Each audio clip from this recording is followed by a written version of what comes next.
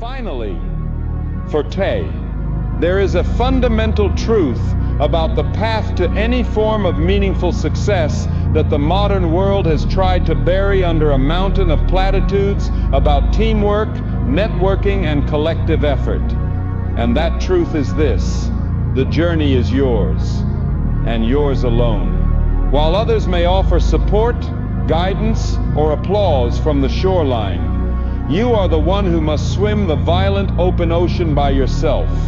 The foundational work, the brutal process of becoming someone capable of achieving anything of worth, is a profoundly solitary mission. People will sell you the fantasy of the shortcut, the right connection, the lucky break, but these are the lottery tickets of the mediocre. The architecture of a great life is not built in a crowded room of handshakes and pleasantries. It is built in the dead silence of a lonely room, brick by painful brick, with no one watching, no one cheering, and no one to help you lift the weight. The moment you accept this stark and liberating reality is the moment your true journey begins. The excuses evaporate. The need for external validation dies. The crutch of waiting for a team, a mentor, or a savior is kicked out from under you, and for the first time you are forced to stand, shaky but whole, on your own 2 feet. Look around you. The world is a symphony of noise, a grand carnival of distraction, designed with a single purpose: to keep you from ever having to spend a single uncomfortable moment alone with your own thoughts. People fear solitude more than they fear failure. They fill every waking second with a cascade of mindless content, trivial gossip, and the endless scrolling feeds of other people's lives. They do this because in the silence, the truth emerges.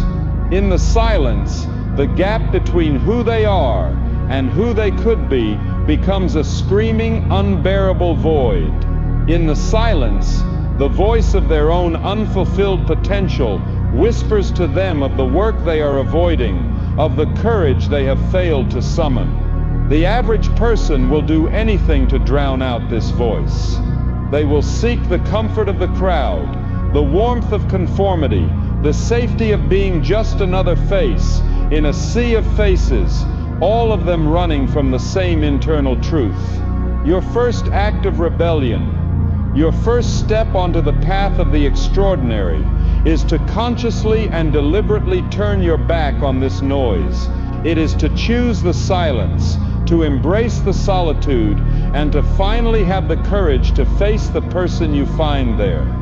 This path of solitude is not about becoming a hermit isolated from the world. It is about achieving a state of profound psychological self-reliance. It is the cultivation of an internal locus of control, the unwavering understanding that you are the prime mover in your own life. The man on this path no longer looks outside of himself for permission, for approval, or for the energy to act. He is his own source. His validation comes not from the applause of the crowd, but from the quiet, internal nod of respect he gives himself after a day of disciplined, focused effort. He understands that the crowd is a fickle and dangerous master. It will praise you one day and crucify you the next.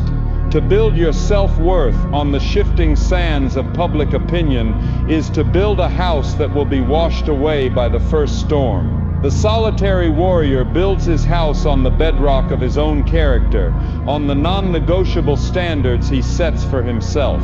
This makes him invincible to the opinions of others. Their praise does not inflate him, and their criticism does not diminish him, because he is no longer playing their game. He is playing his own. To walk this path, you must make a conscious vow to separate from the herd.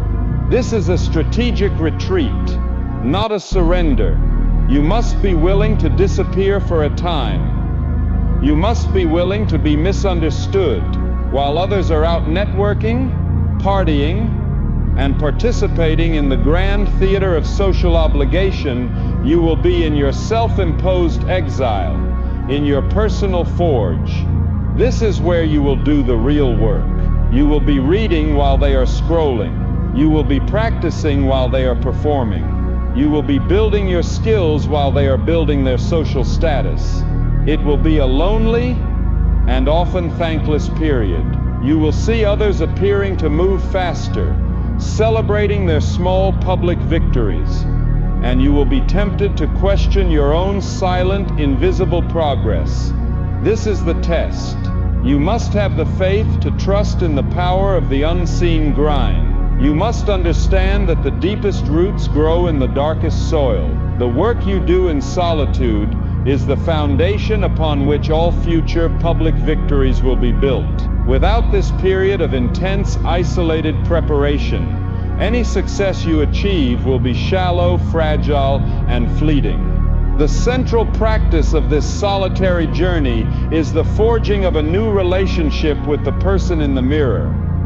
For most, the mirror is a source of judgment or disappointment. For you, it must become the site of your most important and most honest alliance. The person staring back at you is not your enemy.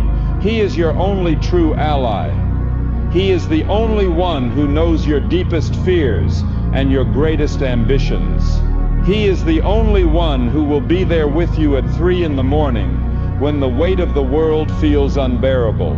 He is the only one who can push you through the final, agonizing rep when your body is screaming to quit. You must learn to speak to this person with a new language, a language not of self-criticism, but of radical honesty and unwavering commitment. You must look him in the eye every morning and make a promise, a contract for the day. And you must look him in the eye every night and hold him accountable. You are both the marble and the sculptor, the raw recruit and the drill sergeant, the frightened boy and the stoic man who will guide him. This internal alliance is the engine of all self-transformation. When the man in the mirror becomes your most trusted and respected commander, you become an army of one. The world will not understand this path. It is conditioned to see solitude as a sign of weakness, of loneliness, of failure. But you must learn to see it as the ultimate sign of strength. It is the mark of a person who is so committed to their mission that they are willing to shed all that is unnecessary to achieve it. It is the choice of the athlete who forgoes the party for the early morning training session. It is the choice of the artist who locks himself away in the studio for months to create a masterpiece. It is the choice of the entrepreneur who pours every waking hour into building a vision that no one else can yet see. This solitude is not an absence of connection. It is the presence of a profound and all-consuming purpose. It is a sign that you have found a mission so compelling that it has become more important than the temporary comfort of social acceptance. When you can find strength in your own company and fulfillment in the work itself, you become a force that is no longer dependent on the energy of others.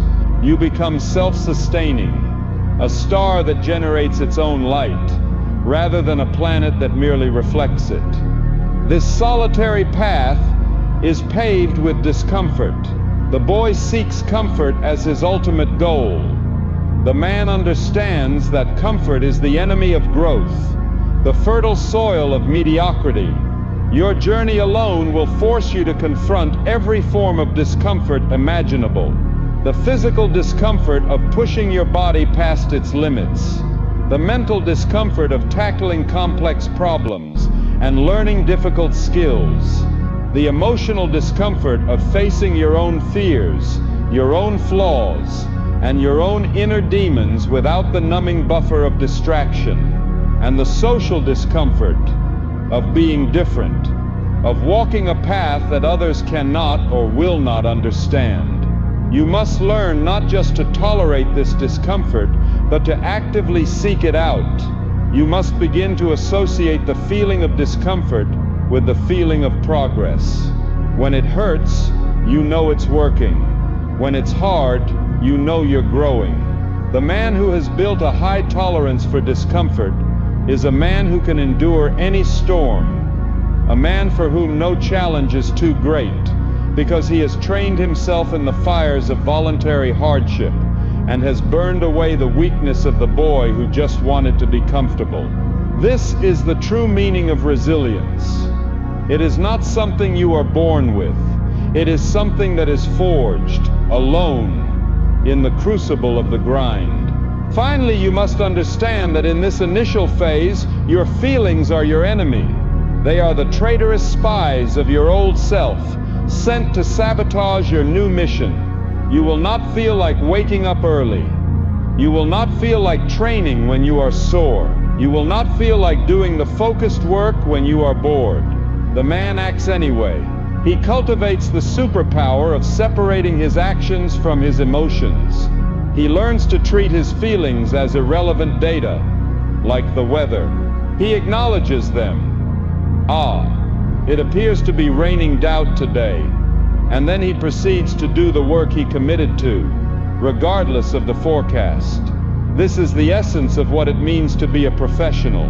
The amateur only works when he feels inspired.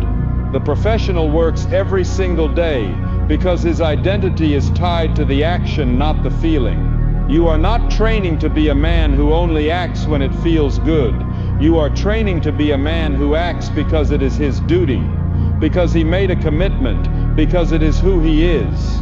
This is the brutal, liberating, and foundational work of the second stage. It is the boot camp of the soul, the hell you must willingly walk through to earn the right to the next level of the game. This crucible of the grind, this self-imposed exile where your new self will be forged, begins in a place that the boy fears above all others, an empty room. This room is both a physical and a metaphorical space. It is the silence you have created by ruthlessly cutting away the distractions, the social noise, and the comforting illusions of the crowd. In the beginning, this emptiness will feel like a form of torture. It will be a deafening silence, where the only voice you can hear is the one you have been running from your entire life. It is the voice of your own inadequacy, your fear, your regret. The boy's first instinct is to immediately fill this room with new noise, new distractions, anything to avoid the terrifying confrontation with the self. The man, the solitary warrior, understands that this empty room is not a prison. It is his sanctuary. It is his laboratory. It is the blank canvas upon which he will paint his masterpiece. Your first task is to learn to sit in this emptiness, to endure the initial shock of its silence, and to understand that this void is not a sign of absence, but a sign of pure, unadulterated potential. It is from this intimidating emptiness that all things of value are built. To build in this empty room, you need an architecture, a daily system so robust and so ingrained that it becomes the very rhythm of your existence. This is the architecture of the grind, and it is built upon a non-negotiable trinity of practices designed to forge the three core elements of your being: the body, the mind, and the spirit. This trinity is the foundation of your solitary practice. It is the unbreakable routine that will provide structure in a world of chaos and serve as your anchor in the lonely sea of your ambition. You do not negotiate with this routine. You do not perform it when you feel like it. You execute it every single day with the dispassionate, relentless consistency of a monk performing his sacred rites, because that is precisely what it is. This is the daily ceremony of your own self-creation, and it is the only thing that will sustain you when the initial fires of motivation have long since burned out. The first pillar of this trinity is the forging of the body, which you must learn to see as the anvil of your will. Your daily physical training in solitude is an act fundamentally different from the exercise of the boy. The boy trains for an audience, for the approval in the eyes of others, for the vanity of the mirror. The solitary warrior trains for himself. His workout is a daily confrontation with pain and resistance, a deliberate act of choosing the hard path to build a tolerance for suffering. In the lonely silence of an early morning, with no one to impress, the act of pushing through the final, agonizing rep becomes a pure expression of your own will. Every drop of sweat is a testament to your discipline. This is not about aesthetics. It is about capacity. You are building a body that is a resilient, energetic, and capable machine. A vessel that can withstand the immense physical and neurological stress of long hours of deep work and the pressures of a high-stakes life. The strength you build in the solitary gym is the same strength you will draw upon when facing a business crisis or a personal trial. You are teaching your nervous system on a cellular level that when faced with resistance, you do not break, you push back harder. The second pillar is the sharpening of the mind, which is the sword you will wield in your campaign. In your empty room, free from the junk food of mindless entertainment and social media, you must become a voracious and disciplined consumer of knowledge. The solitary warrior is an autodidact, a relentless self-educator. He understands that his greatest asset is his ability to learn, adapt, and solve complex problems. You must dedicate a non-negotiable block of time each day to the deliberate and focused act of study. This is not the passive consumption of information. It is the active acquisition of skills and mental models. Read the difficult books, the ones that challenge your assumptions. Study the lives of great men and women, not for trivia but for strategy. Learn the skills that are directly applicable to your mission. Coding, marketing, negotiation, psychology. You are sharpening your blade. While the crowd is numbing their minds with entertainment, you are honing yours into an instrument of precision and power. This daily practice of focused learning is what will give you the edge. It is the invisible work that will allow you to see the opportunities others miss and to solve the problems that leave others baffled. The third and central pillar is the tempering of the spirit, which is the fire of your craft itself. This is the work. This is the act of creation that your entire life is now oriented around. Whether you are building a business, writing a novel, mastering a musical instrument, or developing a new technology, this is the sacred practice at the heart of your solitude. You must protect your time for this deep work with the ferocity of a wolf protecting its den. This is your time in the forge. It is the hours-long, uninterrupted stretch where you are locked in a battle with the raw material of your craft. There will be days of agonizingly slow progress. There will be moments of frustration so intense that you want to destroy everything you have built. There will be a profound sense of loneliness in this struggle, as no one else can truly understand the intimate and often painful process of bringing something new into the world. You must endure this. You must learn to love the process itself, the struggle, the problem solving, the slow incremental shaping of your creation. It is in these thousands of solitary hours of focused effort that you will not only build your great work, but you will also build your true self. The masterpiece and the master are forged in the very same fire. In the absence of a boss, a coach, or a crowd to set the bar for you, you must become the sole creator and ruthless enforcer of your own personal standard. This is one of the most difficult and most important disciplines of the solitary path. The standard you set for yourself must be impossibly high, higher than anyone else would ever dare to set for you. You are not aiming to be good. You are aiming to be the best. You are not competing with others. You are competing with your own potential. This means you must become your own most demanding critic. You must review your own work with a cold, objective, and unforgiving eye. Where could it be better? Where were you lazy? Where did you cut a corner? You must hold yourself accountable for these lapses, not with shame, but with an immediate course correction and a renewed commitment to the standard. This internal self-imposed pressure is what creates diamonds.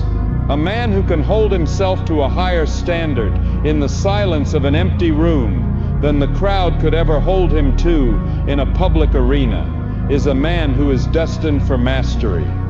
To make this grueling, lonely grind sustainable, you must transform it from a series of chores into a sequence of sacred rituals. The human spirit thrives on ritual. It gives meaning and significance to the mundane. The boy's life is a chaotic and reactive series of events. The man's life is an ordered and intentional series of rituals. You do not just wake up. You perform your morning ritual to prime your mind and body for the day. You do not just start working. You perform your ritual to enter a state of deep focus, clearing your desk, turning off your phone, stating your intention for the session. You do not just end your day. You perform your shutdown ritual, reviewing your progress, planning the next day's battle, and consciously disengaging from the war to allow for rest and recovery. These rituals are the scaffolding of your discipline. They are the predictable rhythms that carry you through the unpredictable chaos of creation. They reduce the need for willpower by making your most important behaviors automatic, and they infuse your solitary work with a sense of purpose and a quiet, dignified reverence. In this world of solitude, without the immediate feedback of colleagues or mentors, you must create your own mirror. This is the practice of meticulous self-tracking. You must keep a log book, a journal, a record of your war effort. This is not a diary of your feelings. It is the objective, data-driven ledger of your actions. How many hours of deep work did you complete? How many pages did you read? Did you complete your workout? Did you adhere to your diet? This logbook becomes your most honest and trusted advisor. On the days when you feel like you are making no progress, the data will be there to show you the truth of your consistent effort. On the days when your ego starts to believe you are invincible, the data will be there to humble you and show you where you have been slacking. It is the ultimate tool of self-accountability. It is the proof, written in your own hand, that you are honoring the contract you have made with the man in the mirror. It is the one true measure of your progress on the long, quiet, and often invisible path of the solitary warrior. As you persist in this boot camp, you will begin to notice the first subtle signs of a shift. It will not be a dramatic, cinematic moment. It will be a quiet, internal recognition. It will be a moment when you are faced with a challenge that would have once sent you spiraling into anxiety or excuses, and you notice a new sense of calm resolve within you. It will be the moment you hear the boy's voice of doubt begin its familiar complaint, and instead of engaging with it, you simply observe it with a detached amusement, like watching a child throw a tantrum, and you keep moving forward. It will be the moment you look in the mirror and see not just a tired face, but the flicker of a new hardness in your eyes, a quiet confidence that was not there before. These are the first glimmers of the new man emerging. This is the proof that the forge is working, that the iron is beginning to transform into steel. You must acknowledge these moments. They are the first returns on your investment of pain and discipline, and they are the fuel that will carry you through the next stage of the war. The one true measure of your progress on this long, quiet, and often invisible path is the ledger of your own disciplined actions. But this logbook of your deeds, while essential, only tells half the story. The other half is written in the silent, violent battle that rages within your own skull. To have a perfect plan, a flawless routine, is one thing. To have the mental fortitude to execute that plan in the face of the insidious demons of solitude is another entirely. This is the inner war, and it is here that the fate of your entire mission will be decided. The boy believes the war is against the world, against his competitors, against his circumstances. The man comes to understand that the only war that truly matters is the one fought against the voice of weakness within himself. In the absolute silence of your self-imposed exile, with no external noise to distract you, this voice will become a deafening roar. Your ability to face it, to understand it, and to ultimately conquer it is the final and most important skill of the solitary warrior. The primary enemy in this inner war is the inner critic, the relentless saboteur who has taken up residence in your mind. This is the voice of the crowd that you have internalized over a lifetime. It is the echo of every teacher who told you you weren't smart enough, every peer who mocked your ambition, every failure that you interpreted as proof of your own inadequacy.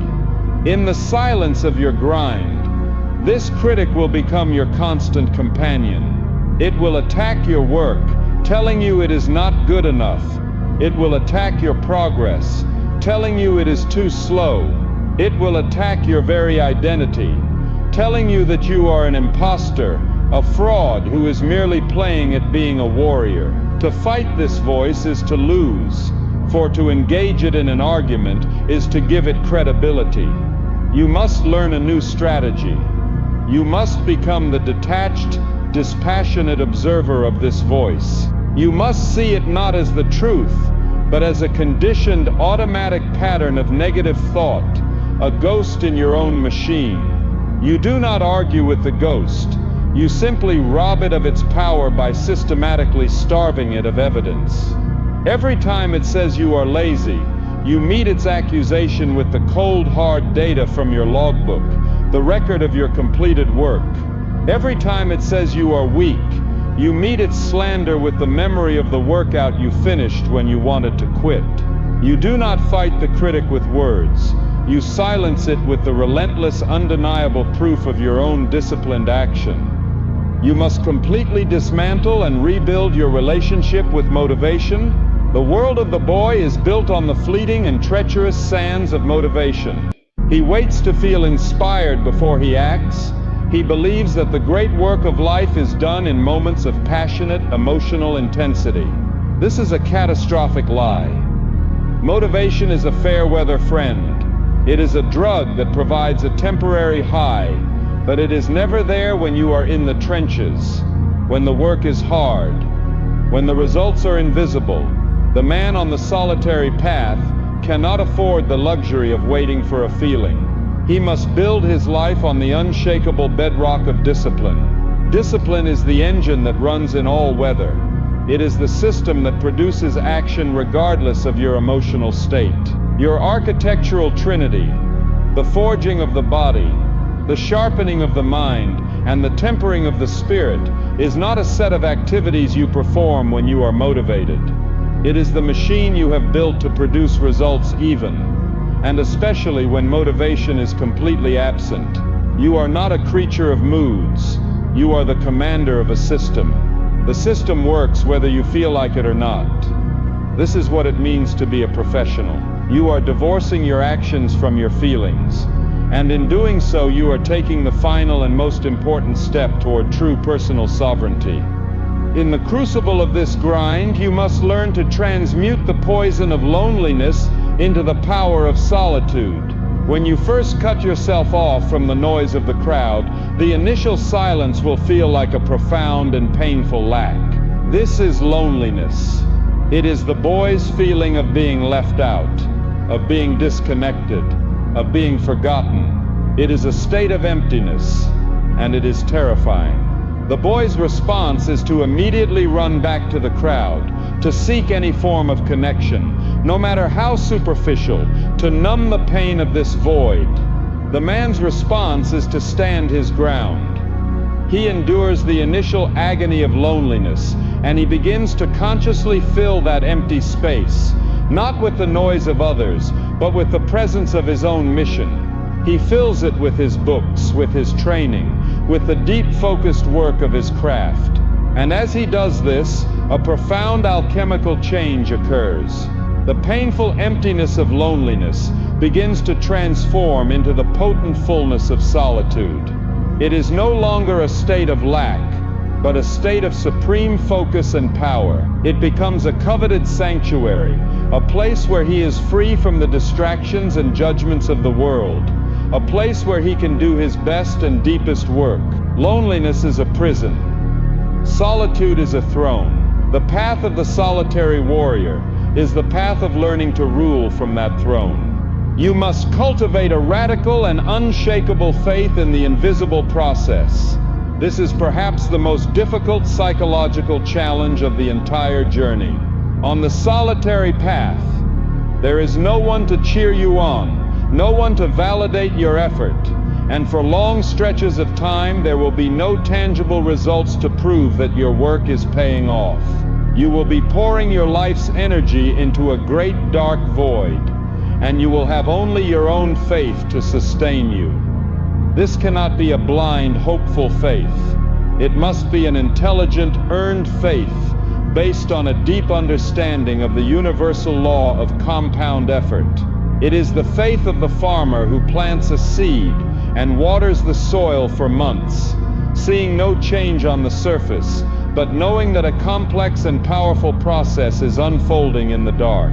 It is the faith of the stonecutter who understands that the final dramatic split of the rock is not the result of the last blow, but of the thousand seemingly insignificant taps that preceded it. You must believe on a cellular level that every single rep, every single page, every single hour of focused work is adding another microscopic layer to the foundation of your future victory. You must trust the process more than you trust your own impatient desire for results. This process faith is the spiritual backbone of the solitary warrior. The ultimate currency in this internal kingdom is self-trust. In the world of the crowd, trust is externalized. You trust your boss. You trust your team. You trust the system. On the solitary path, the entire economy runs on the trust you have in yourself. This is not a vague feeling of self-esteem. It is a quantifiable and operational asset. Think of it as a bank account. Every time you make a promise to yourself in the morning and keep it, you make a deposit. Every time you break a promise to yourself, every time you hit the snooze button, every time you skip the workout, you make a massive withdrawal. The boy is perpetually overdrawn. His account of self-trust is empty, which is why he is crippled by doubt and inaction. The man understands that building this account is his single most important work. He is fanatical about keeping his own word to himself, starting with the smallest of promises. He knows that a man who cannot trust himself cannot be trusted by others. A man with a high balance of self-trust, on the other hand, is an unstoppable force. He can take on terrifying risks and endure immense hardship because he has an unshakable evidence-based belief in his own ability to execute, to endure, and to ultimately prevail. He has proven to himself, day after day, that he is a reliable and honorable ally in his own cause. This inner war will fundamentally change your relationship with time. The boy sees time as something to be killed, a void to be filled with entertainment and distraction. The man sees time as the raw material of creation, his most precious and non-renewable resource. In the silence of your solitude, you will become acutely aware of the passage of time. You will feel the weight of every wasted hour. This awareness is a gift. It will instill in you a profound sense of urgency. It will force you to become a ruthless guardian of your moments, to cut away the trivial and to focus only on the essential.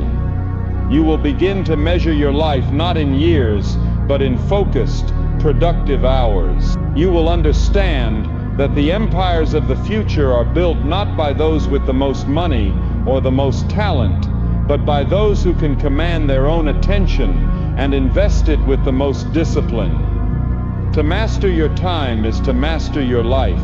This mastery is not achieved through clever life hacks or productivity apps. It is achieved through the profound internal shift of seeing every single moment as a sacred and unrepeatable opportunity to build your legacy.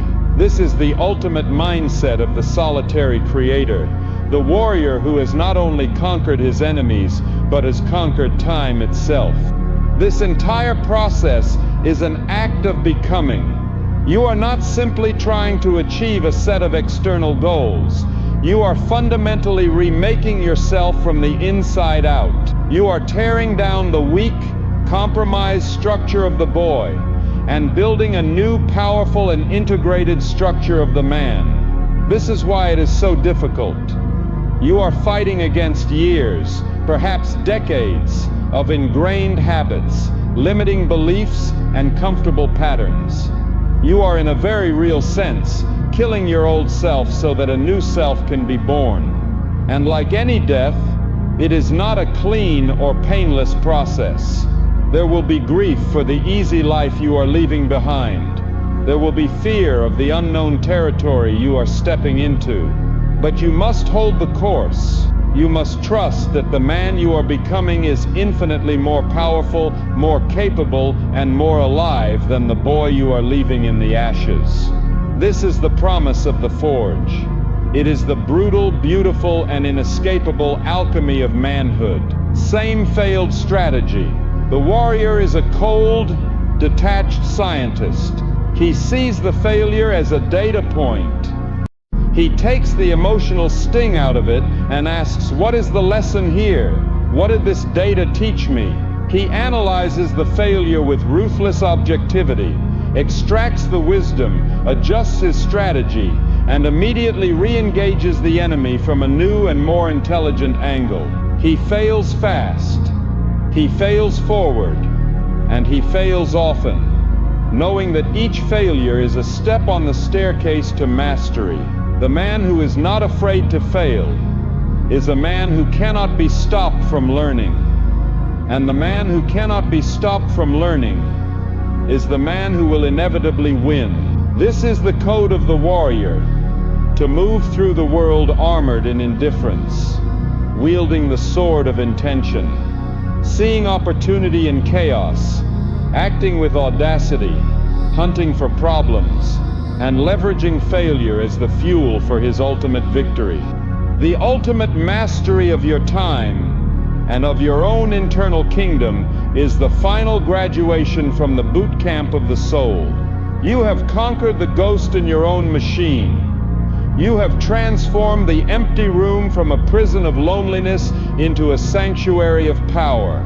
You are no longer the boy who is terrified of the silence, but the man who commands it. Now you must take the first deliberate steps out of the forge and back into the world, not as a needy participant seeking validation, but as a sovereign force on a mission of reconnaissance. This is the phase of first contact, the critical moment where your newly forged internal world collides with the chaotic, unyielding reality of the external world. You are not returning to the crowd as a prodigal son seeking a welcome home.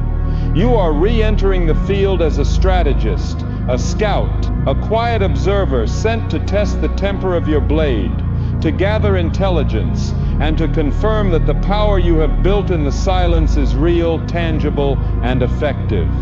Your re-entry must not be a triumphant, bombastic announcement.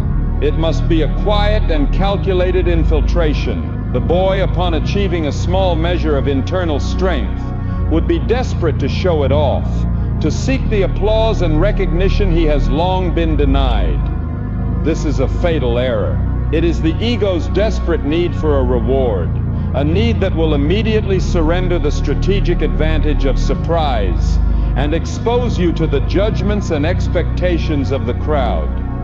The man, the warrior, understands the power of moving in the shadows. Your first forays into the world must be a series of small, low-stakes bets designed to test your new skills and to gather data. You do not begin by launching your grand, life-altering campaign. You begin by engaging in a single difficult negotiation. You ship a small imperfect version of your creative project. You take on one well-defined, challenging task at your work.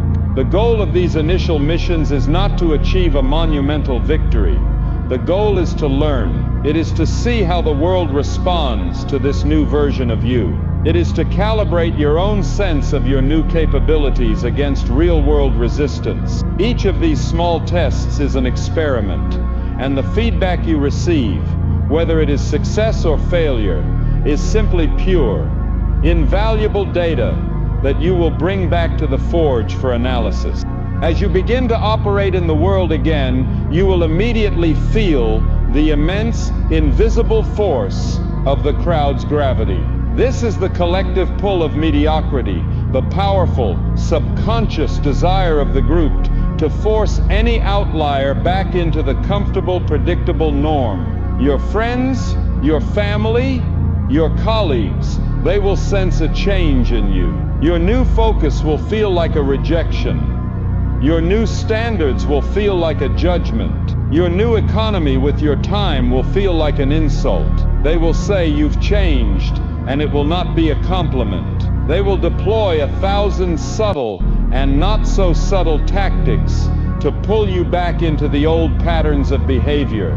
The gossip, the complaining, the mindless entertainment, the comfortable compromises. You must be prepared for this. The boy would be crippled by this social pressure. His need for belonging would override his commitment to his mission, and he would begin to soften his edges, to lower his standards, to shrink himself back down, to fit into the box they have built for him. The man, the solitary warrior, stands firm. He is polite, but he is unmovable. He is a rock, and he lets the waves of their discomfort, their confusion, and their passive aggression break against him and recede. He does not argue or justify himself. He simply continues to be the new man he has become, allowing his consistent actions to be his only explanation. He learns to be in the world, but not of it. A sovereign island of purpose in a vast ocean of conformity. With this newfound internal anchor, you will begin to interact with the world from a completely new value system. The boy's value system is external and needy. He values what others value. He wants what others want. The man on the solitary path has forged his own values in the silence of his work. And the cornerstone of this new system is that his time and his focus are the most precious resources in the universe. This will fundamentally change how you engage with every opportunity and every request.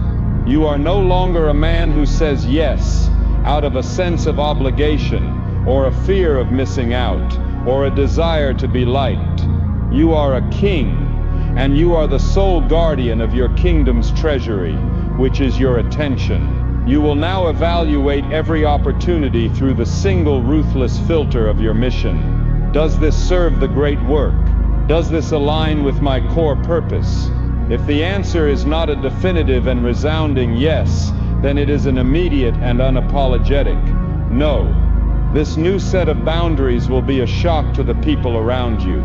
They are used to the old you, the one whose time was cheap, the one who was always available. Your no will feel like a form of aggression to them. Let it. You are not responsible for their reaction to your new standards. You are only responsible for upholding those standards. This is the price of a focused life. You must be willing to disappoint a great many people in order to avoid the ultimate disappointment of betraying yourself. Your communication will be transformed. Having spent countless hours in the silence, contending with your own thoughts and the complex problems of your craft, you will find that your relationship with language has changed. The boy talks to fill space, to signal his own importance, to distract himself from the discomfort of silence. He uses many words to say very little. The man, the solitary creator, learns to use silence as a tool. He is comfortable in the pause. He is not afraid of the space between thoughts. And when he does speak, his words have a new weight, a new density, a new power. They are no longer the frivolous currency of a social transaction. They are the carefully chosen instruments of his will.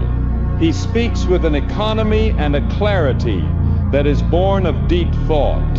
He says what he means, and he means what he says. He does not engage in gossip or complaining, for he sees it as a pathetic waste of vital energy. This new mode of communication will command a level of respect and attention that the boy with all his chatter could never achieve. People will lean in when you speak, because they will learn that your words are rare, intentional, and substantive. You will become a man whose silence is as powerful as his speech. It is through these first, tentative and strategic engagements with the world that you will get your first, intoxicating taste of true power. This is not the fleeting, ego-driven power of the boy, who feels powerful when he receives the praise of others. This is the deep, resonant, and grounding power of seeing your own internal will manifest as external reality. It is the moment when in a negotiation you hold your frame, state your terms with quiet confidence, and watch the other side yield. It is the moment when you release your small, imperfect project into the world, and it solves a real problem for someone. It is the moment when you articulate a clear, well-reasoned thought in a chaotic meeting, and the entire room falls silent, the entire conversation shifting in your direction. These are the moments of confirmation. This is the feedback from reality that the brutal, lonely, and thankless work you have been doing in the forge is not a delusion. It is real. Your steel is sharp. This is not a feeling of arrogant pride, but one of profound, quiet satisfaction. It is the feeling of the craftsman who has spent 1,000 hours honing his tool and now sees it perform its function with flawless precision. This is the positive feedback loop that will give you the courage to take on the next larger battle. Crucially, after each of these forays into the external world, you must deliberately and immediately return to the forge. You must resist the temptation that the boy would feel to stay in the light, to linger in the warmth of the small victory, to seek out more applause.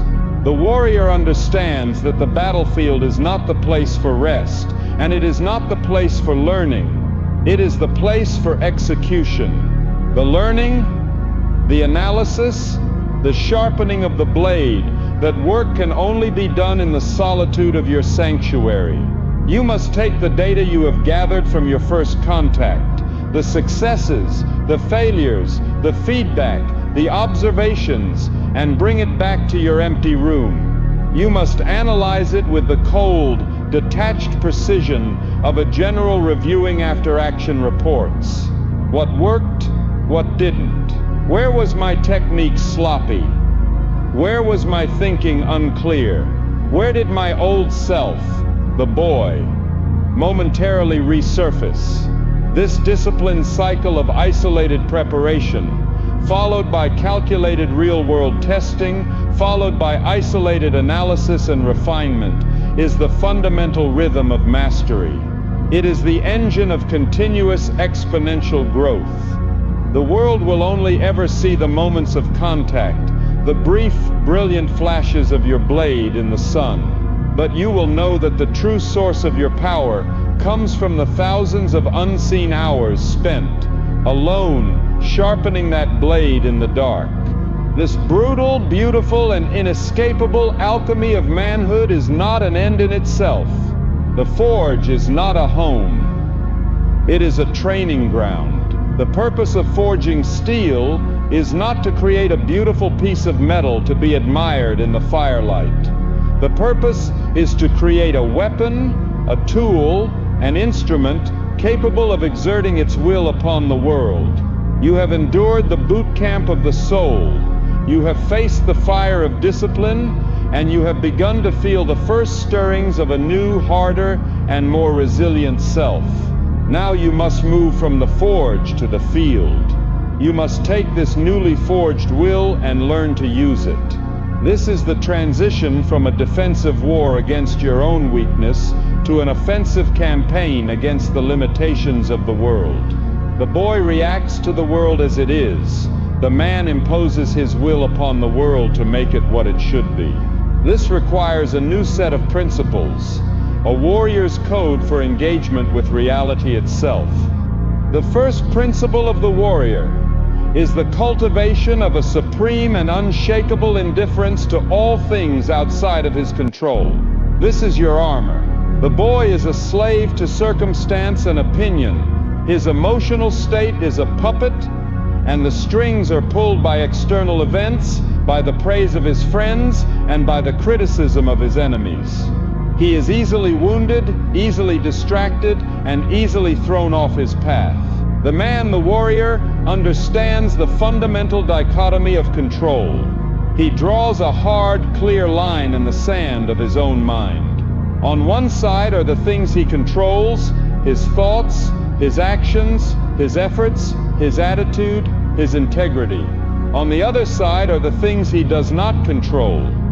The weather, the economy, the traffic, what other people think, and the ultimate outcome of his efforts. He then makes a conscious, ruthless decision to invest 100% of his energy into the things he controls and precisely 0% into the things he does not. This is not a passive resignation, it is a strategic allocation of power. It is weaponized apathy. This makes him incredibly resilient. Insults do not pierce this armor, failures do not break it. The chaos of the world washes over it like water off steel. He is free because he has anchored his well-being, not in the shifting sands of the external world, but in the unshakable bedrock of his own disciplined action. If indifference is your armor, then intentionality is your sword. With the mental and emotional energy that is freed up by your indifference to the uncontrollable, you can now attack the controllable with a terrifying degree of focus. The boy drifts through life. He is reactive. He wakes up and checks his phone, allowing the agendas of others to dictate the course of his day. He goes to meetings without a clear objective. He enters conversations without a desired outcome. He is a leaf in the wind. The warrior is the wind. He moves through the world with a relentless and pervasive intentionality. Before he takes any action, he asks himself, what is my intent? What is the specific desired outcome of this meeting, this workout, this conversation, this hour of work? He is a strategic operator in every domain of his life. He does not hang out. He builds relationships. He does not consume content. He acquires knowledge. He does not work out. He trains his body for a specific performance goal. This intentionality is his sword, cutting through the fog of ambiguity and the resistance of the world. It allows him to be precise, efficient, and devastatingly effective. A man with clear intent is a force of nature that the ambiguous and distracted world cannot help but yield to. The warrior must learn to see chaos, not as a threat, but as an opportunity. The boy craves stability, predictability, and safety. He is terrified of disruption. When things fall apart, he panics and freezes. The warrior, having been forged in the fire of his own internal chaos, is at home in the storm. He understands a profound truth. It is in moments of maximum chaos that the greatest opportunities for advancement arise. When established systems are breaking down, when the predictable rules no longer apply, when everyone else is running for cover, that is the moment for the disciplined, focused, and adaptable man to strike. He is anti-fragile. This means he is not just resilient to shocks. He actually gets stronger from them. Every crisis, every market crash, every unexpected problem is a stress test that breaks his weaker competitors while forcing him to adapt, innovate, and grow stronger. He does not pray for the storm to pass. He prays for the skill to dance in the rain, knowing that the storm washes away the complacent and leaves the field clear for the bold. This new self that you have forged must now be paired with a new level of audacity. The boy, defined by his fear and his need for approval, plays small. He sets safe goals to avoid the sting of failure. He keeps his ideas to himself to avoid the risk of ridicule. He does not ask for the raise, for the promotion, for the woman, because he is terrified of the word no. The warrior understands that the world gives to the bold. He cultivates a strategic audacity. He understands that his newfound internal strength is worthless if it is not deployed in the pursuit of terrifyingly ambitious goals. You must now have the courage to want more, to ask for more, and to risk more. Your capacity has expanded, and therefore your ambition must expand to meet it. You must be willing to look foolish. You must be willing to fail on a grander scale than ever before. Audacity is not reckless arrogance. It is the calculated and confident application of your power. It is the understanding that the man who asks for nothing is guaranteed to receive it. You must have the audacity to claim the life you have earned through your struggle, to take your seat at the table, and to demand your share, not with the entitled whine of a boy, but with the quiet, unshakable confidence of a man who knows his own value. With this audacity, you must adopt the mindset of the hunter. The boy avoids problems. He seeks the path of least resistance. He wants his life to be a comfortable, problem-free existence. The warrior knows that such a life is a fiction, and more importantly, that it is undesirable. He understands that all value, all wealth, and all meaning in this world are created by solving problems. The bigger and more difficult the problem you solve, the greater your reward. Therefore, the warrior does not avoid problems. He actively hunts them. He looks for the biggest, ugliest, most intractable challenges he can find, because he knows that this is where the greatest treasures are hidden. He sees a failing business not as a liability, but as a turnaround opportunity. He sees a complex technical challenge not as an obstacle, but as a chance to innovate. He sees a broken community not as a tragedy, but as a call to lead. This proactive, problem-seeking mindset is what separates the creator from the consumer, the leader from the follower. You must stop waiting for problems to happen to you and start seeking out the challenges worthy of your newly forged strength. Finally, the warrior must complete the recalibration of his relationship with failure. The boot camp taught you to endure failure without quitting. The warrior mindset teaches you to leverage failure as your most potent strategic asset. Failure is no longer a source of shame. It is the purest, most unfiltered, and most valuable form of feedback the world can give you. It is the market telling you, without emotion, that your current approach is wrong. The boy takes this feedback personally. His ego is wounded, and he either quits or doubles down on the same failed strategy. The warrior is a cold, detached scientist. He sees the failure as a data point. He takes the emotional sting out of it and asks, what is the lesson here? What did this data teach me? He analyzes the failure with ruthless objectivity, extracts the wisdom, adjusts his strategy, and immediately re-engages the enemy from a new and more intelligent angle. He fails fast, he fails forward, and he fails often, knowing that each failure is a step on the staircase to mastery.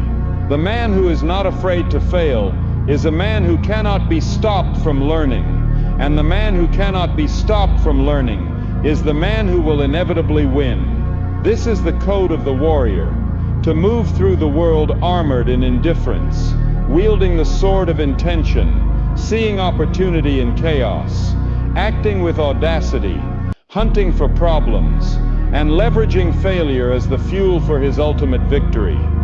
Hypocrisy. Any deviation from the code will be a cancer that rots your culture from the inside out. You have lost the right to have a bad day. You have lost the right to complain, to make excuses, to display weakness in the face of adversity. This does not mean you are a machine. It means that you must process your own fears and doubts in private with your board of directors so that you can stand before your men as a pillar of unwavering strength and resolve. Your personal discipline is no longer a personal matter. It is the central pillar upon which the entire morale and effectiveness of your organization rests. You are the standard, and you must hold that standard with a religious and fanatical devotion for the sake of the kingdom you have sworn to build.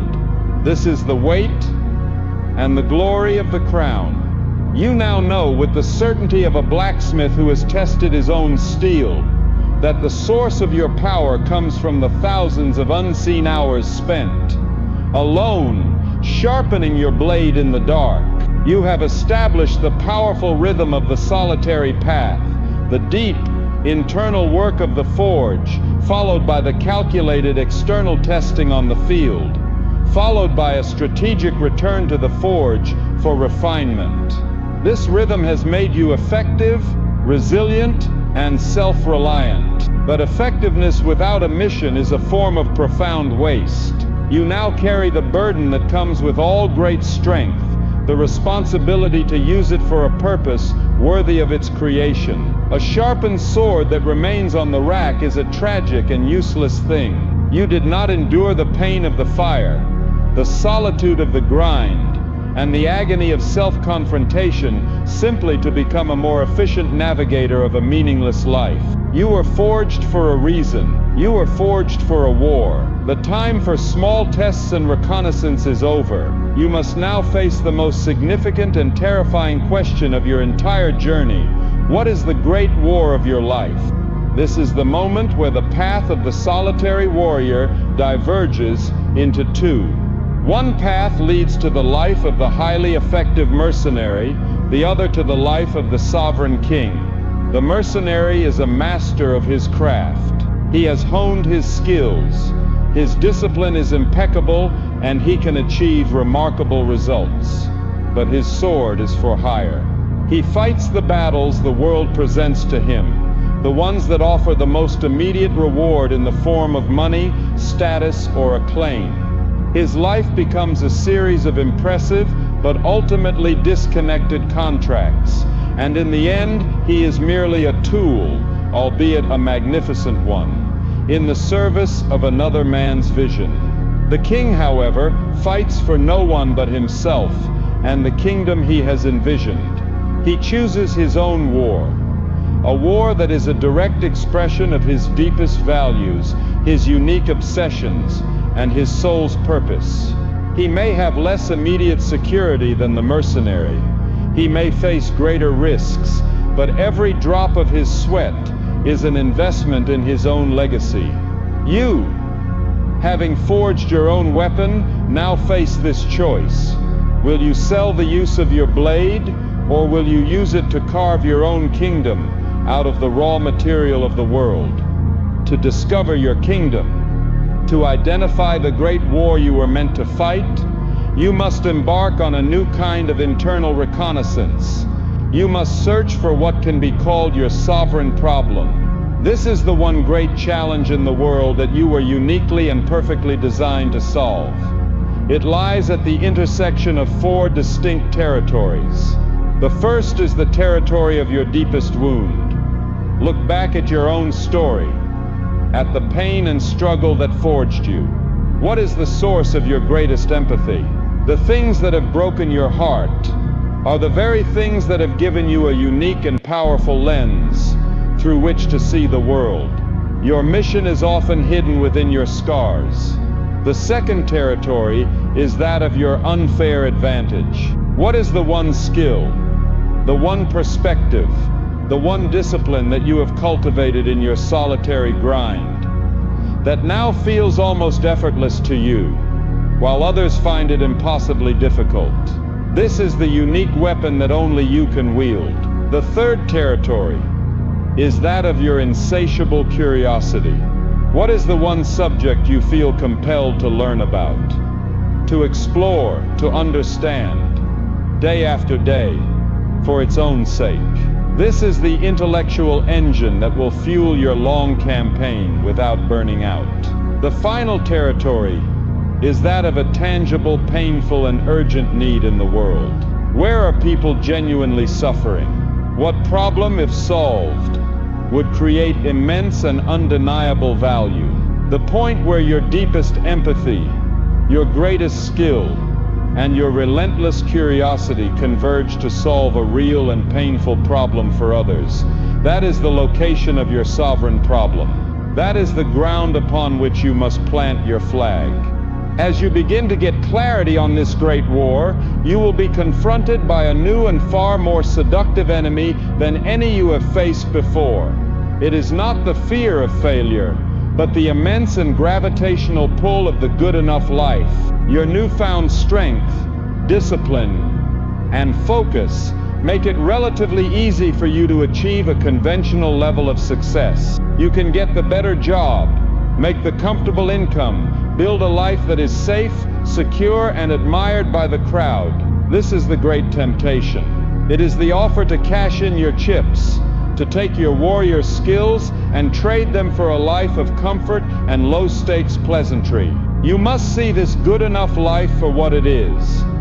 A gilded cage. It is a betrayal of the man who was forged in the fire. It is a declaration that the pain you endured was merely for the acquisition of comfort, not for the pursuit of greatness. The boy dreams of a life free from problems. The man, the king, understands that a life free from worthy problems is a life devoid of meaning. You must have the courage to turn your back on the comfortable harbor of the good life and to set sail once again into the terrifying, unpredictable, and ultimately glorious storms of a great and worthy mission. Once your war is chosen, you must resist the boy's urge to immediately rush into tactical skirmishes. You must first ascend to the high ground of grand strategy. The boy thinks in terms of days and weeks. The king thinks in terms of decades and generations.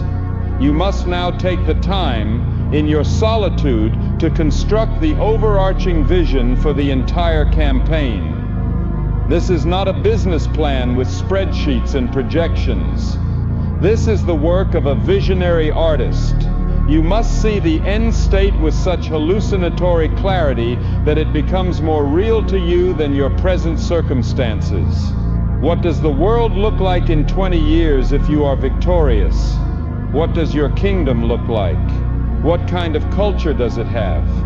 What kind of people inhabit it? What is its legacy? You must build this cathedral in your mind, stone by stone, until you can walk its halls in your imagination. This vivid long-term vision becomes your strategic compass. It will allow you to navigate the chaotic and confusing battles of the short term, because you will always know your true north. It will give you the wisdom to distinguish between a tactical victory that leads to a strategic dead end and a tactical loss that opens up a path to ultimate victory. In choosing a war of this magnitude, you must also make a solemn and private vow. This is the vow of the long defeat. The scale of your ambition will be so immense, so far beyond your current reality, that for years, perhaps even for the first decade of your campaign, you will appear to the outside world to be failing. Your daily progress will be a microscopic advancement on an impossibly vast front. You will suffer setbacks. You will lose battles. You will be forced into strategic retreats that will look to the crowd like abject failure. You must make peace with this now. You must commit yourself not just to the idea of victory, but to the long, arduous, and often thankless process of the struggle itself. You must be willing to be misunderstood and underestimated for years on end, to find your honor and your validation, not in the applause of the crowd, but in the quiet knowledge that you are engaged in a war that truly matters. This vow of the long defeat is what will give you the psychological endurance to outlast your competitors, to persist through the inevitable plateaus, and to continue fighting long after all the mercenaries have given up and gone home. It is the ultimate expression of your faith in your vision and your commitment to your path. Finally, you must make the quiet, internal but absolute declaration. This is the moment you plant your flag in the soil of your chosen ground. It is the point of no return. It is the silent, sacred oath you swear to the man in the mirror. You look him in the eye and you say, "This is it. This is the war. All other possibilities are now dead to me. I will be victorious, or I will die on this field." This is not an act of melodrama. It is an act of profound psychological power.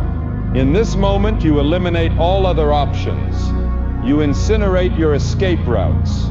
You close the door on the infinite, paralyzing possibilities of the boy, and you step onto the single, narrow, and glorious path of the man. The ambiguity is gone. The hesitation is gone. You are no longer a warrior in training, a mercenary weighing his options. You are the sworn king of a defined kingdom, the commander-in-chief of your own life's grand campaign. And now, with the map of your grand strategy in your hand, and the vow of the long defeat in your heart, you must turn your attention to the next great challenge. A king cannot win a war alone. He must build a legion. This code of the warrior, this new operating system built on the bedrock of indifference, intentionality, and audacity, is the most powerful personal weapon you will ever possess. It gives you the ability to move through the world with a clarity and force that is terrifying to the uninitiated.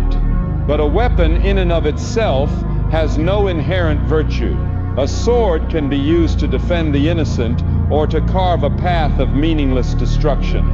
A warrior with a code but no cause is not a man. He is a mercenary. He is a highly effective tool for hire, selling his newfound strength to the highest bidder, fighting battles that are not his own, and building kingdoms for other men. He chases the purse, the status, the next fleeting victory, and in the end, his life amounts to a series of impressive but disconnected skirmishes, a testament to his skill but not to his soul. You did not walk through the fire of your own personal hell just to become a more effective mercenary in the petty wars of others. The ultimate purpose of forging the sword was so that you and you alone could choose your own war. You must now make the most critical decision a man can make. You must cease to be a warrior for hire and become a king fighting for his own kingdom. The first duty of a king is to define the borders of his kingdom. What is the one patch of ground in this vast, chaotic world that you will claim as your own, that you will cultivate, defend, and pour your life's energy into? This is your mission. It is the grand unifying purpose that will give context and meaning to your struggle. A mission is not a vague wish or a fuzzy goal. It is a clearly defined territory at the intersection of four critical domains. The first is the domain of your obsession. What is the one subject, the one problem, the one craft that you cannot stop thinking about?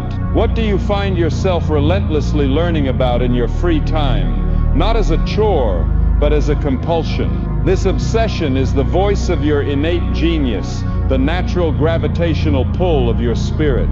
The second is the domain of your unique skill, the area where your hard-won competence lies. Where has the forge of your past made you devastatingly effective? What problems can you solve with a fluency that others lack? An obsession without skill is merely a fantasy.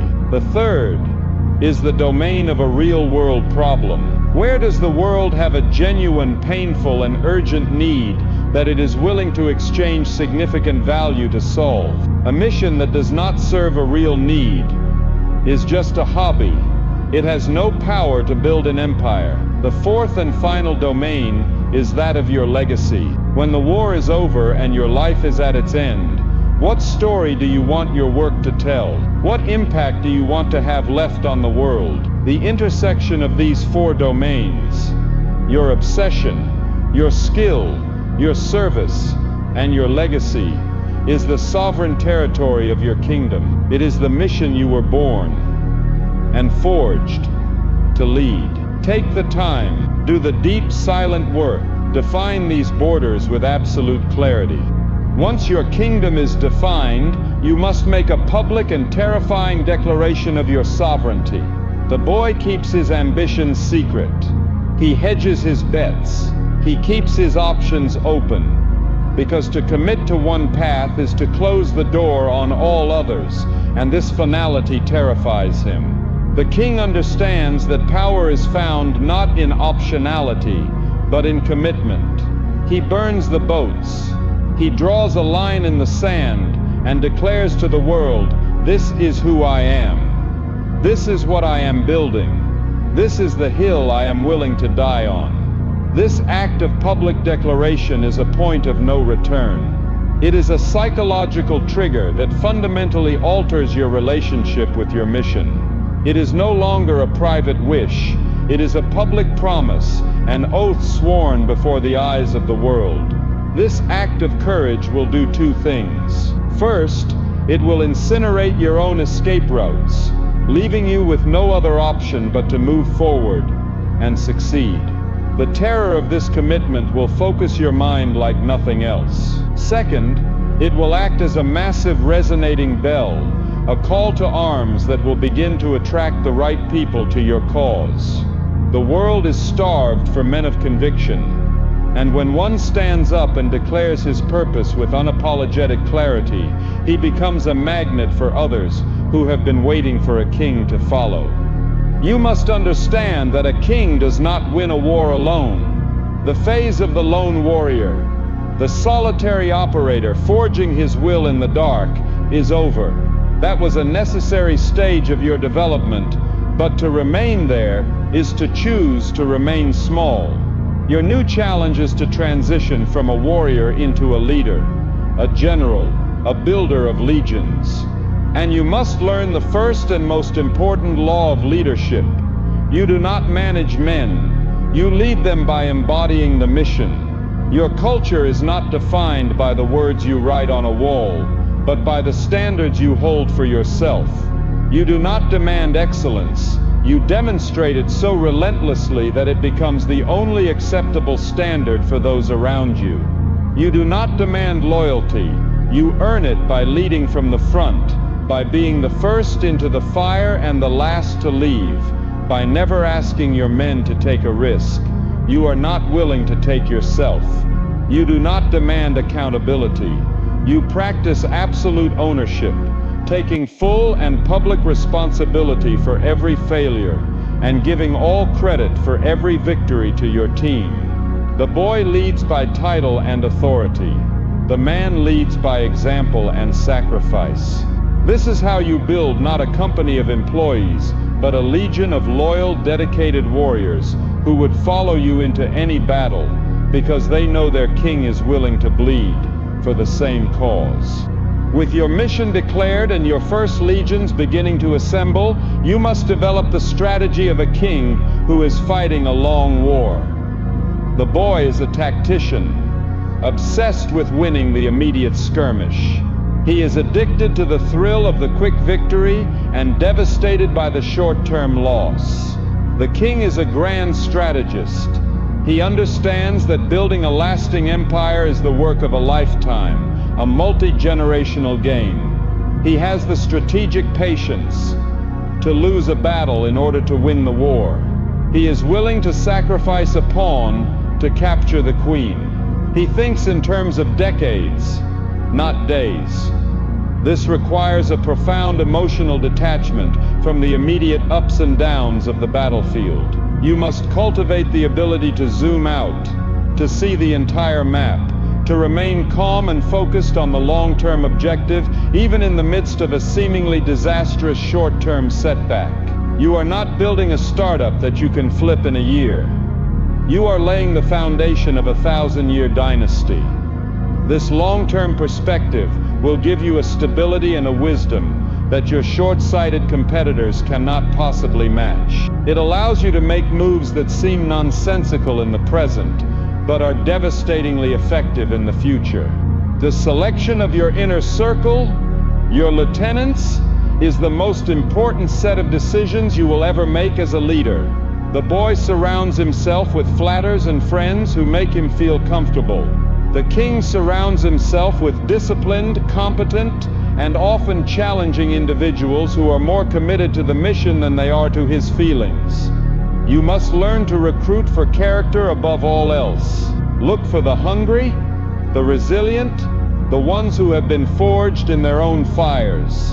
A resume can tell you about a man's skills, but his scars will tell you about his strength. You must build a culture of radical transparency and intellectual honesty, where the best idea wins, regardless of who it came from. You must empower your lieutenants, give them clear ownership of their domains, and then trust them to execute. A king who needs to micromanage every detail is not a king. He is a bottleneck, and his empire will never grow beyond the limits of his own personal reach. Your ability to attract, develop, and trust other leaders is the ultimate measure of your own leadership.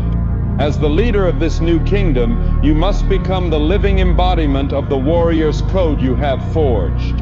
Your legions will not listen to what you say. They will watch what you do. They will watch how you handle pressure. They will watch how you respond to failure. They will watch to see if you adhere to the same high standards you demand of them. Any hypocrisy, any deviation from the code will be a cancer that rots your culture from the inside out. You have lost the right to have a bad day.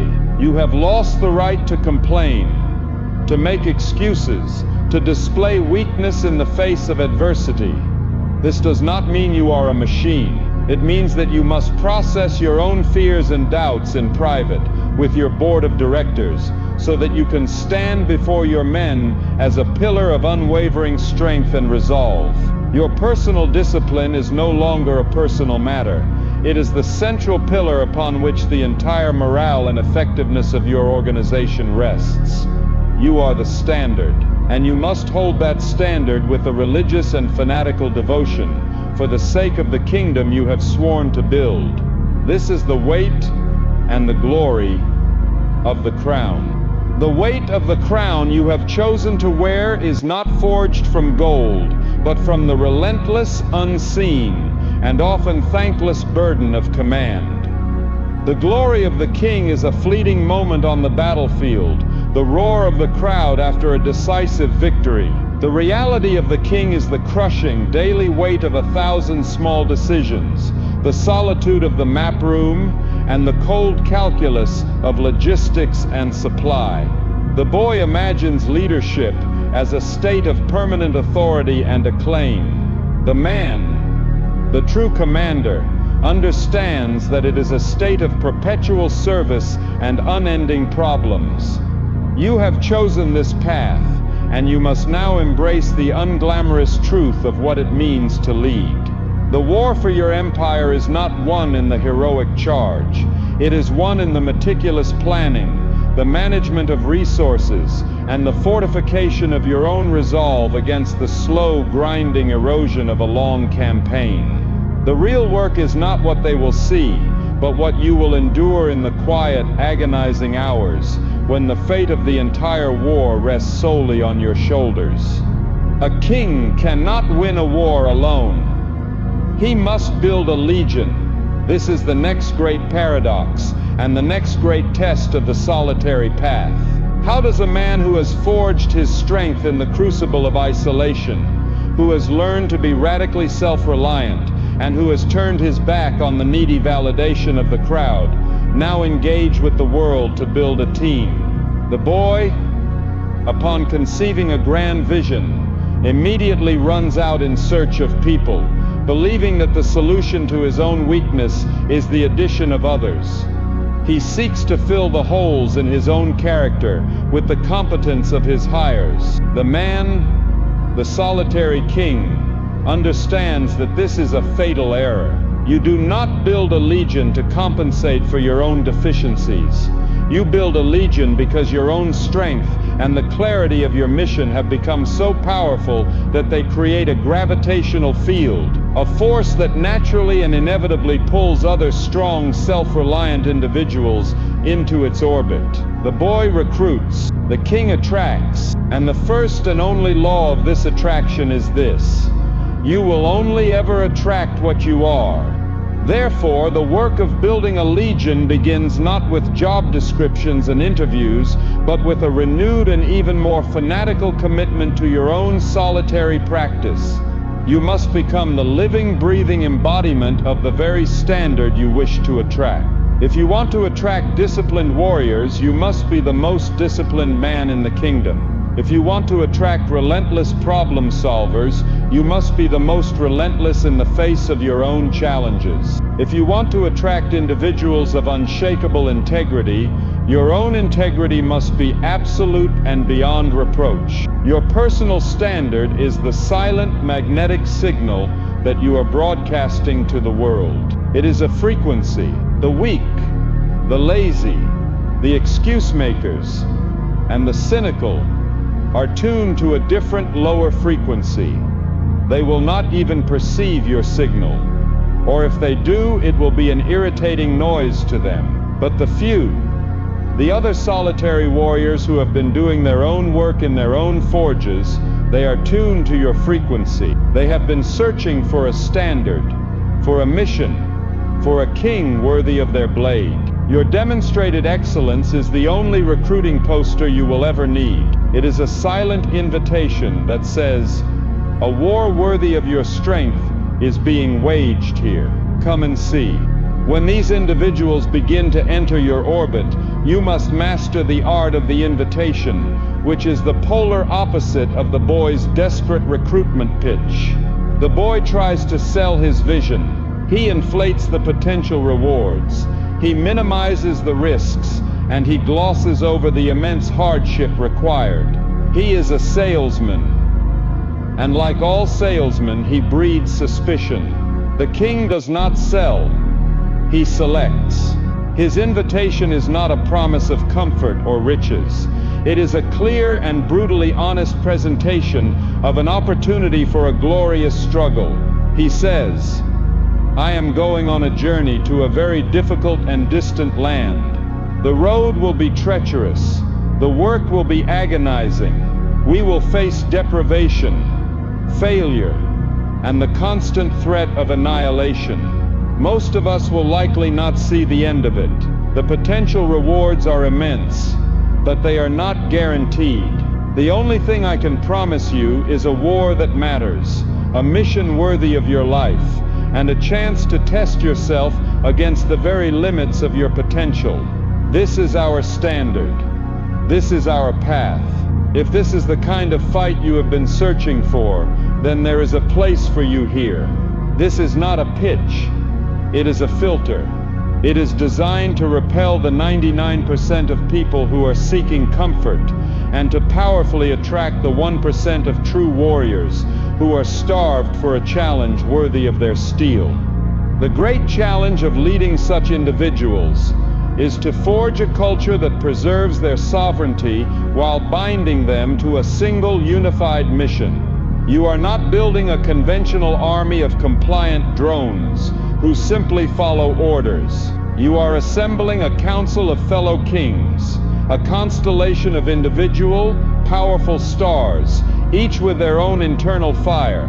To attempt to micromanage such people is to insult them and to waste their greatest asset, their ability to think and act autonomously. Therefore, your leadership must be one of radical decentralization. You must give your lieutenants complete and total ownership over their domains. You define the what and the why of the mission with absolute, unshakable clarity, but you must give them the freedom and the trust to execute the how. This requires you to let go of the boy's need for control, the desire to have his hands on every lever. Your job is not to be the best player on the field, Your job is to be the general who puts the best players in the right positions and then trusts them to win their individual battles. The culture of your legion must be one of high trust and ruthless accountability. You trust them completely, but you hold them to an objective and brutally honest standard of results. This combination of autonomy and accountability is the environment in which elite performers thrive. Paradoxically, the act of leading this legion will demand of you an even deeper commitment to your own solitude. As your kingdom grows, so too does the complexity and the noise. Your time will be under constant assault. There will be disputes to mediate, questions to answer, decisions to be made. If you are not careful, you can be consumed by the operational drag of your own empire, becoming a purely reactive manager instead of a proactive commander. You must now fight for your solitude with a new ferocity. You must protect your time for deep, strategic thought, as if it were the most sacred treasure in the kingdom. This is the time when you zoom out from the daily battles and study the entire map of the war. This is the time when you reconnect with your grand vision. This is the time when you listen to the quiet voice of your intuition. This solitude will also create a necessary and often painful distance between you and your men. You can no longer be one of the boys. You are their commander. Your responsibility is not to be their friend, but to be their leader. You must be willing to make the hard, unpopular decisions that serve the long-term health of the kingdom, even if it costs you their short-term affection. The weight of the crown is heaviest in these lonely moments of command, where you must bear the burden of the final decision alone. The ultimate expression of your leadership, the act that will bind your legion to you with a loyalty that transcends mere employment, is the law of the shield. Your men are your swords, the offensive force of your kingdom. You, as their king, must be their shield. This means you absorb the pressure from the outside world so that they can do their work without distraction. You take the political heat. You handle the angry investors. You face the public criticism. When a catastrophic failure occurs, you do not search for a scapegoat. You stand before the world and before your own men, and you take the arrow. You declare, "This was my responsibility, and mine alone." This act of taking absolute ownership for the failures of your kingdom is the hallmark of a true leader. It creates a powerful culture of psychological safety, where your men are not afraid to take risks, to innovate and to fail, because they know that their commander will not abandon them on the battlefield. In return for their relentless effort and their unwavering loyalty to the mission, you offer them your unwavering protection. This is the unspoken covenant between the soldier and his general, the legionary and his king. It is the understanding that you will willingly sacrifice yourself for the good of your men, just as you ask them to sacrifice their comfort for the good of the kingdom. Finally, you must understand that the legion you are building is a living, breathing organism. It will have its own seasons, its own rhythms, its own evolution. Your task is not to create a perfect, static organization, but to cultivate a resilient, adaptable ecosystem. This means you must be a master of organizational life and death. You must have the wisdom to recognize when a certain strategy, a certain project, or even a certain division of your kingdom has served its purpose and now must be allowed to die, to make way for new growth.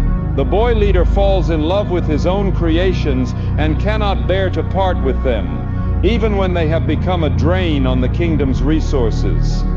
The man-king is a pragmatic gardener. He is ruthless in pruning the dead branches so that the tree can focus its life force on the branches that are bearing the most fruit.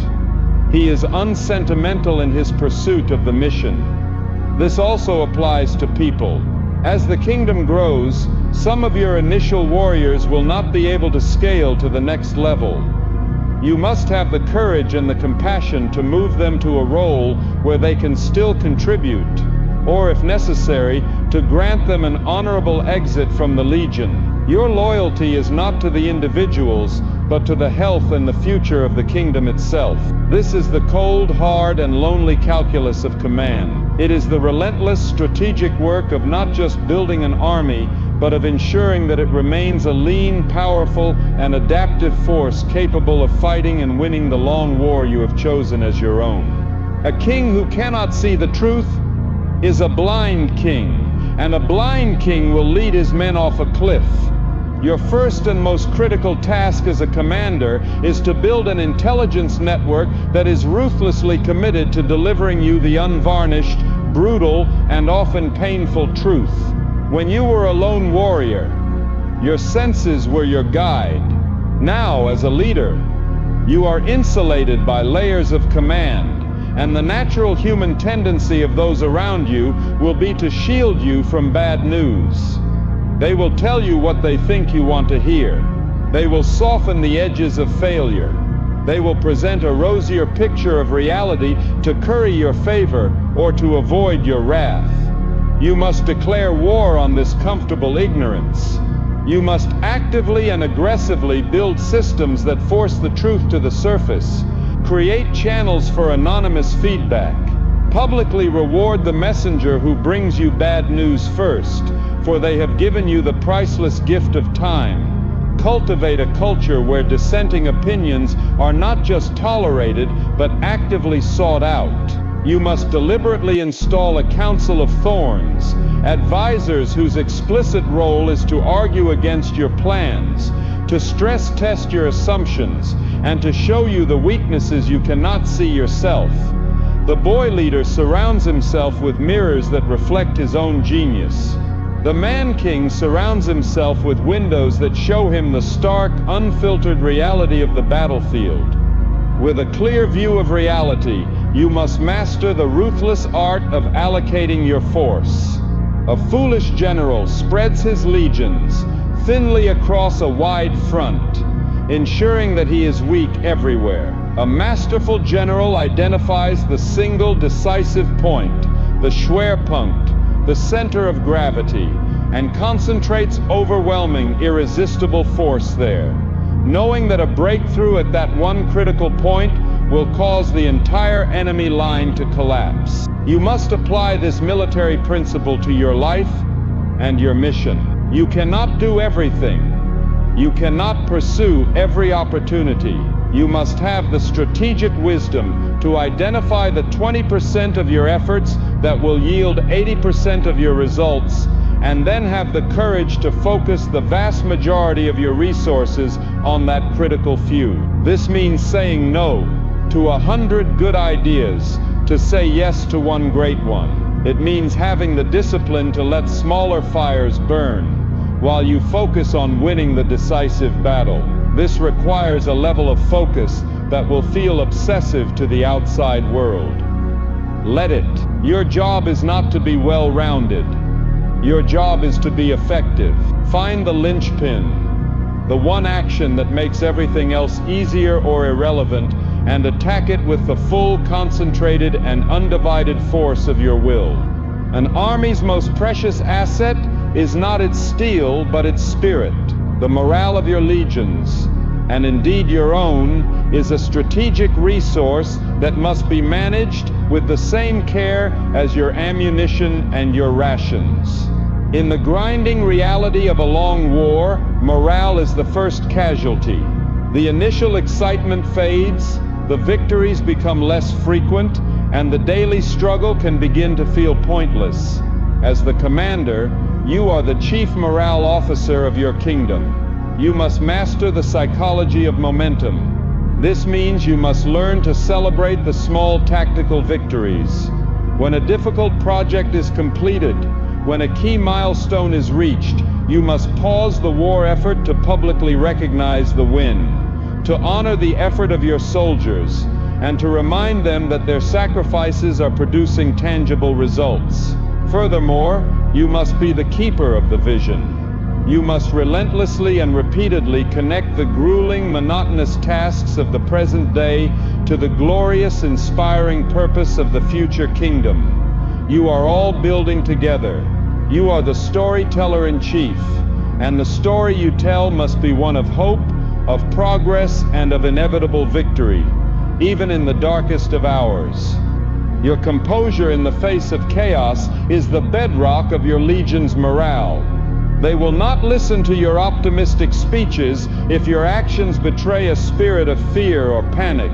They will watch you. They will study you. They will take their cues directly from your emotional state. Therefore, your own emotional regulation is not a personal matter, it is a tactical imperative. You must train yourself to be the calm center of the storm. When bad news arrives, you must absorb it with a stoic and unflinching resolve. When a plan goes disastrously wrong, you must project an aura of calm, analytical confidence as you pivot to a new strategy. This does not mean you are a machine, devoid of feeling. It means you have the supreme discipline to process your own fear, your own anger, your own doubt in private, so that you can stand before your men as a symbol of unshakable stability. Your calm is a force multiplier. Your panic is a contagion that will rot your army from the inside out. The man who can master himself in the midst of chaos is the man who can lead others through it. You must prepare your mind for the inevitability of betrayal and catastrophic failure. In any campaign that spans years, it is not a question of if these things will happen, but when. Projects you have poured your soul into will fail spectacularly. Market conditions will shift, rendering your brilliant strategy obsolete overnight. And people you have trusted, invested in, and empowered will prove disloyal. They will leave you for a competitor. They will steal your ideas. They will betray your confidence. The boy is destroyed by these events. He takes them as a personal indictment of his own worth, a sign that the world is fundamentally unjust. He is crippled by bitterness, by a sense of personal grievance. The king, the commander, anticipates these events. He sees betrayal and failure not as an emotional trauma, but as a predictable operational cost of a long and ambitious war. He has built redundancies into his systems. He has contingency plans, and when the blow comes, he does not waste a single moment on resentment. He assesses the damage, cuts his losses with surgical precision, learns the strategic lesson, and immediately redeploys his assets to the next objective. His heart may be wounded, but his mission focus remains unbroken. This resilience to the inevitable shocks of the long war is what separates the enduring dynasties from the shooting stars. You must master the rhythm of the campaign, the strategic cadence of attack and consolidation. A general who is always on the offensive will eventually outrun his supply lines and exhaust his troops, leading to a catastrophic collapse. A general who is always on the defensive will cede the initiative to the enemy and be slowly bled dry. You must develop the strategic intuition to know when to push, to press the attack, to take aggressive risks when the enemy is weak. And you must have the discipline to know when to halt, to dig in, to consolidate your gains, and to let your legions rest and resupply. This requires you to fight against your own emotions.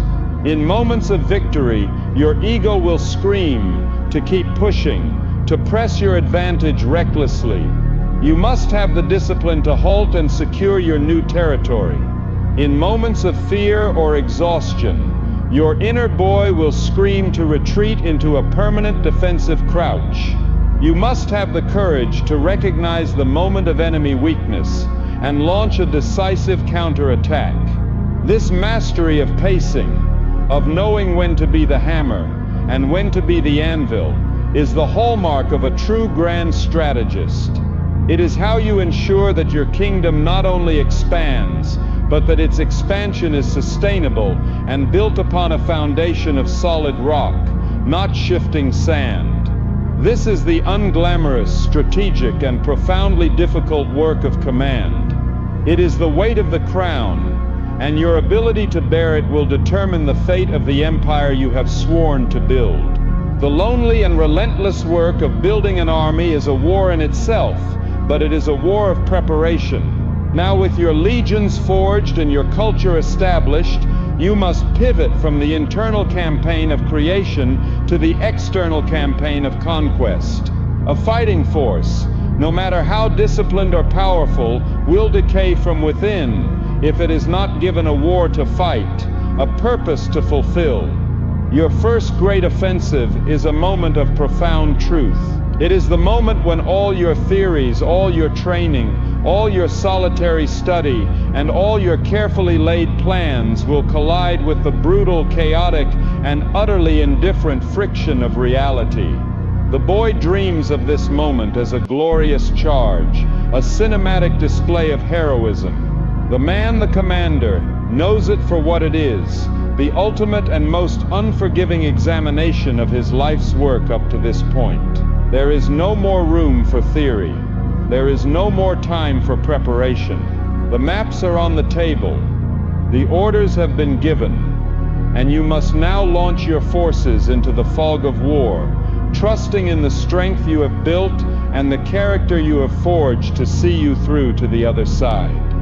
In this first great offensive, you must be a master of the principle of overwhelming force. The boy, eager and undisciplined, scatters his resources. He tries to fight on multiple fronts at once, to pursue every opportunity that presents itself.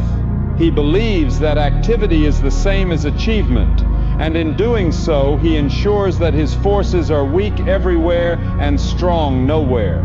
The man, the grand strategist, understands the brutal arithmetic of power.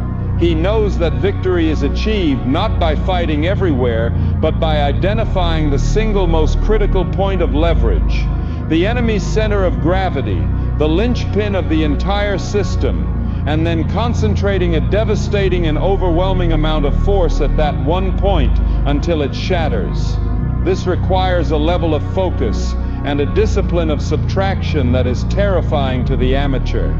It means saying no to 100 good ideas, to free up the resources, to execute one great one. It means deliberately ignoring the distracting skirmishes on the flanks, to focus all your power on the decisive battle in the center. You must identify your primary objective, your first great fortress to be taken, and then you must become a man possessed, a monomaniac who thinks of nothing else, who directs every ounce of his own energy and the energy of his legion to the singular task of its annihilation. This is how you create a breakthrough. You must be prepared for the plan to fail. No strategy, no matter how brilliant, ever survives first contact with the enemy. The battlefield is a realm of chaos, of incomplete information, of unforeseen events. This is the fog of war. The boy is a fragile creature of the plan. When reality deviates from his spreadsheet, he panics, he freezes. He either tries to force reality to conform to his failed plan, or he abandons the plan entirely and his army dissolves into a confused mob. The man, the commander, expects the plan to fail. He sees the plan not as a sacred scripture to be followed, but as a starting point, a compass bearing that gives the initial direction. His true faith is not in the plan, but in the agility, the resilience, and the intelligence of his men to adapt to the changing realities of the battlefield. This is why you drilled them so hard. This is why you built a culture of radical ownership and decentralized command. Your job is not to provide them with a perfect, step-by-step instruction manual. Your job is to ensure they understand the ultimate objective, the commander's intent, so deeply that they can improvise, adapt, and overcome any obstacle the chaos of war throws at them, without needing to wait for your orders. The strength of your legion is measured not by its ability to follow a plan, but by its ability to win when the plan has been torn to shreds. In the heat of the campaign, you must become a ruthless economist of violence. In war, waste is death. Every resource, every hour of your men's time, every dollar in your treasury, every ounce of your own focus is a precious and finite unit of power. You must be fanatical in your pursuit of efficiency, not for the sake of profit, but for the sake of victory. The boy loves complexity. He builds elaborate systems, holds pointless meetings, and creates layers of bureaucracy because it makes him feel important and in control. The man loves simplicity and speed. He understands that in a complex and fast-moving environment, the simplest plan, the leanest system, the most direct line of communication is always the most effective. You must constantly be asking, what is the simplest path to the objective? What can we cut? What can we eliminate? You must wage a relentless war against the internal friction of your own organization, against the bureaucratic creep, against the comfortable but useless activities that drain resources and slow momentum. The commander's job is to clear the path, to remove every possible obstacle, so that his warriors on the front line can move with breathtaking speed and brutal effectiveness. Not all battles are a swift and glorious charge. Some are long, grinding, and soul-destroying sieges. This is the metaphor for the great intractable problems, the long-term projects that do not yield to a quick assault. This is the true test of a legion's character and a commander's resolve. The boy is a creature of sprints. He lacks the fortitude for a marathon. In a long siege, his enthusiasm wanes. His men grow restless, and he begins to doubt the mission. The man understands the psychology of the long grind. He knows that a siege is a war of logistics and of morale. He focuses on the small daily disciplines, on strengthening his own lines, on ensuring his men are well fed and well armed, on celebrating the small, incremental progress that is almost invisible to the naked eye. He becomes a master of patience, of the steady, relentless, and daily application of pressure. He does not allow his men to be mesmerized by the seemingly impenetrable walls of the fortress. He directs their focus to the single brick they are tasked with dislodging today. He understands that even the mightiest fortress will eventually crumble under the weight of 1,000 days of consistent, disciplined, and focused effort. It is in the quiet, brutal monotony of the siege that the greatest and most enduring victories are often won. In the midst of the chaos and the grind of the long war, the commander must cultivate the almost supernatural ability to recognize the decisive moment. In every great campaign, there are fleeting, almost invisible windows of opportunity, critical junctures where the actions of a single hour can determine the outcome of the entire war. It may be a moment of enemy weakness, a sudden technological breakthrough, a shift in the political landscape. The average leader, bogged down in the tactical minutiae of the day, will not even see this window as it opens. The great commander is always watching for it. His study of history, his deep immersion in his craft, and the quiet clarity he has cultivated in his solitude have all trained his intuition, his pattern recognition ability, to feel the subtle shift in the winds of war. And when he senses this moment, he acts with a terrifying and almost reckless audacity. He abandons his caution. He pushes all his reserves into the breach. He takes the calculated, all-or-nothing risk, knowing that this is the moment upon which all of history will pivot. This is the culmination of all your training. It is the moment where the warrior, the strategist, and the king converge into a single decisive act of will that shapes the future.